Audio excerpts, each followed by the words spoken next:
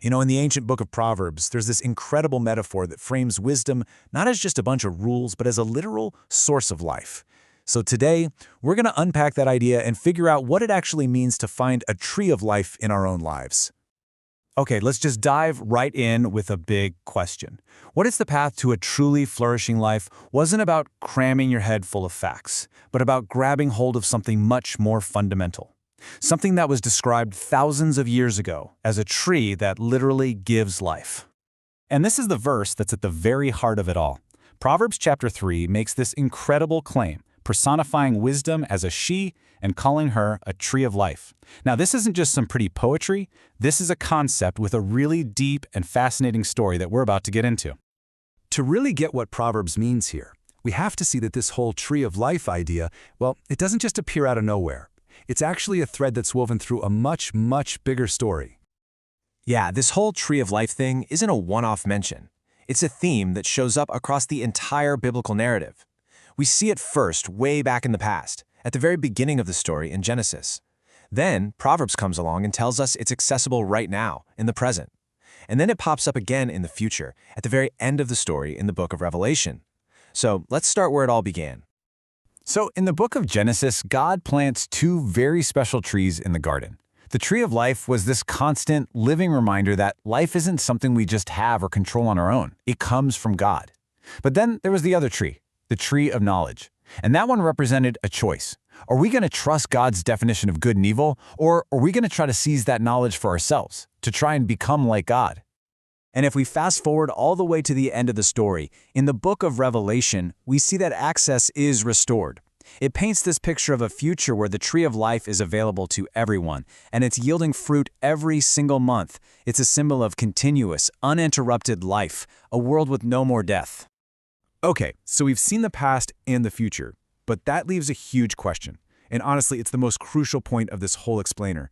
If access to that original tree was lost, how in the world can Proverbs claim that we can find a tree of life right now, today, in the present? The key to unlocking this is in this word, blessed. Proverbs says that the people who find wisdom are blessed, and they're the ones who get to grasp this tree of life. But, blessed is a word we throw around all the time.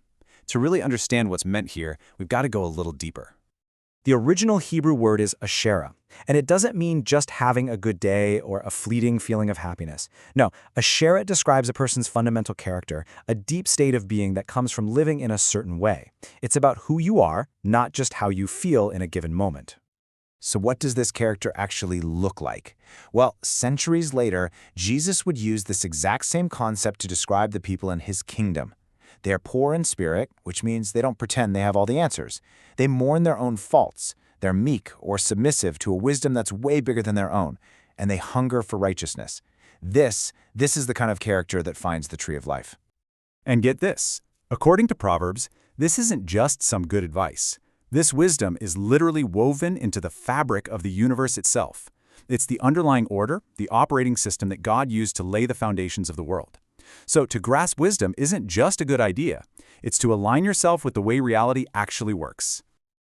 Now, this abstract idea of a life-giving tree didn't just stay an idea. It was actually forged into a powerful physical symbol in the history of ancient Israel. And that symbol was the menorah, the seven-branched lampstand from the temple in Jerusalem. I mean, just look at its design. It was intentionally tree-like. For the Jewish people, it became this tangible representation of this whole concept that God's teaching, the Torah, was their wisdom and their tree of life. But this powerful symbol of life and wisdom, its story would end up taking a tragic and really ironic turn in history. So in the year 70 AD, the Roman general Titus conquered Jerusalem and destroyed its temple. And to celebrate his victory, this massive arch was built in Rome. And if you look closely, carved right into its stone is this scene, Roman soldiers carrying away all the treasures from the temple. And what's right there, front and center? The menorah. The very symbol of life is being paraded around as a spoil of war, a trophy of death and conquest. And all of this brings us right back to the central theme of Proverbs, because the physical symbol might have been carried off, but the choice it represented, that remains. And this is the core message, really. Yes, the path back to the literal tree in the garden was blocked, but the writer of Proverbs insists that there is another way to find life right here and now. And that way is the path of wisdom.